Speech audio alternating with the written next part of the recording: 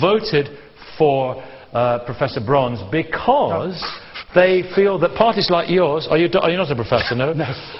Well, he's a vicar. You might as well call yourself a professor. Just because parties like yours, the Conservative Party, have let them down, and the Labour Party have not said enough about those issues, Louise Bagshaw. I do think there's a problem with immigration. The Conservative Party has policy on immigration. To some extent, we're tied by the fact that we're members of the European Union, and we're tied by international law on who we can allow to be brought in. But there's a legitimate debate to be had about immigration. It does not include policies from the BNP about no non-whites joining the party. 1 million people have voted for them. The BNP absolutely have a right to be heard. What they don't have is a right to be heard with respect.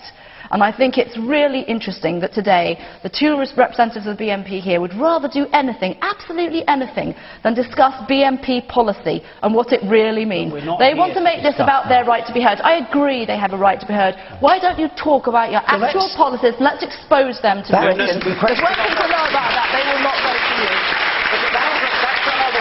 I would be delighted to come back on another occasion and discuss policy, but that isn't the question of this debate. You're running scared, mate. You're running scared. I understand why you are. I've spent all this week discussing policy with journalists and with the television. You're fed up of discussing policy, are you? No, I gave 8 different interviews. I don't run away from discussing questions on policy, but this debate is about freedom of speech. Well, policy comes into it because we have to know what your policies are as to whether we consider that your policies are suitable to be aired, and freedom of speech means airing your policies and scrutinising them. So the two are intimately linked. What would you like to say? Good morning.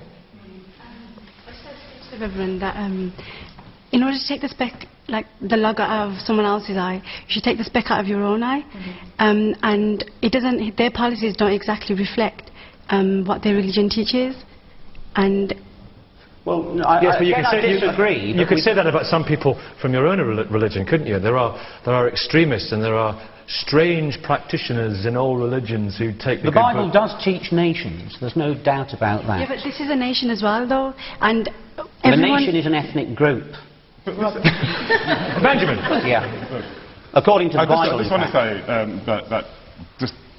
that Gordon Brown actually used the BNP slogan not so long ago. You know, British jobs for British workers. He's not a member, though. He's not a member, but he helped get you some votes. He did take out. I want to appeal to you as human beings, the so-called British people. I think you are anti-British. Yeah. Because Britain, by definition, has always taken in people, the Picts, the Celts, the Scillas, the Angles, the Saxons. Why did you go funny when it comes to the Jamaicans and the Pakistanis? Yeah, but you cannot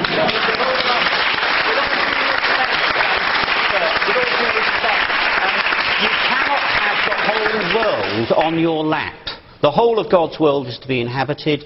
Go into all the world and preach the gospel to all nations. Not every nation come to Britain. So Jesus Christ, the Palestinian, if he came here now, you'd tell him to get out. Yeah, voluntary repatriation for Jesus. No, Jesus... Actually, the gospel that you just mentioned is about hospitality. It's actually about welcoming the alien and the foreigner. The Bible makes it absolutely clear. Gentleman back here, allow me, audience. Yes, sir, over here. Nicky and everyone here, I'd just like you to stop picking on the Reverend and the other gentleman there. Please, will you stop it? Because, look, we're coming back to the original question. Do the BNP have the right to freedom of speech?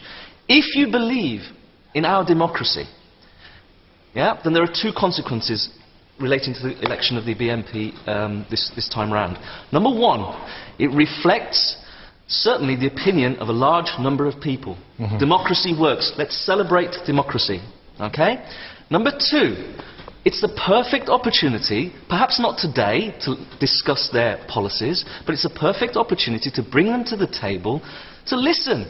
If we don't allow this process to work, it's going to force their policies, their beliefs, underground, and what's going to happen then? And then they become victimised, and then they get some kudos from that. Yes, you've had your hand up for ages. The policy about the point about democracy is interesting because the BNP's general election manifesto in 2005 says that anyone who doesn't do national service at the age of 18 will lose the right to vote. So doesn't that mean that under the BNP government we will not be living in a democracy?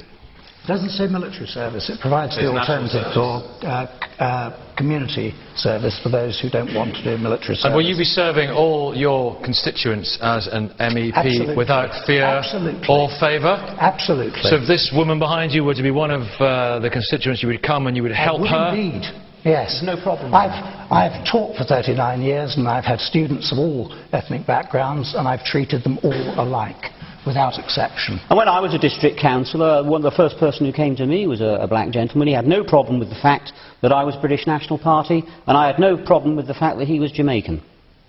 Well, there you are. Thank you very much indeed. Now, if you'd like your opinions on this debate, that's what we do. to read at least, log on to bbc.co.uk/the big questions. Follow the links to our message board.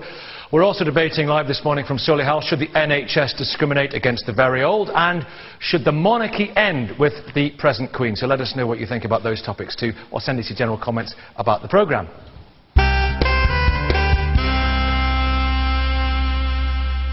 The founding of the NHS in 1948 brought free healthcare to everyone, but it also created an insatiable rise in our demand for medical treatment.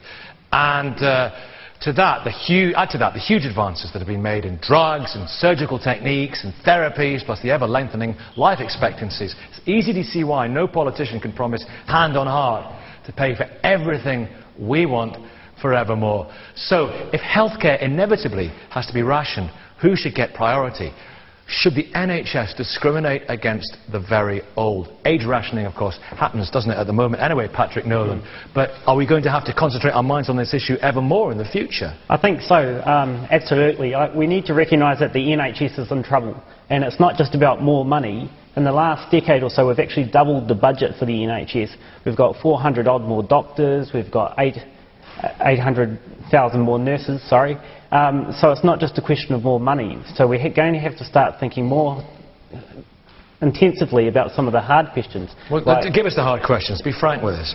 Well, who should be getting care? How much care should people be entitled to? What should a core set of services be? And what should be something voluntary that people have to pay for? We need to actually have quite explicit discussions about what is a core entitlement to health care in this country. What does this mean for someone who's over 85, for example? Well, what it means for someone who's over 85 is that they may not get the treatment that would go to someone who is younger. Because what we've also got to do is we've got to look at the current inequalities in health outcomes that already exist. We're in Birmingham here, and parts of Birmingham have rates of child mortality as high as Bangladesh. And you contrast that with some of the outcomes for older people. There's never been a group of pensioners who have had a lower rate of poverty, and the rate of poverty among pensioners is lower than the population as a whole. It's a brutal calculation, this, though, isn't it? The NHS should be there for everyone, not about how old you are, but how ill you are, surely. Well, in an ideal world,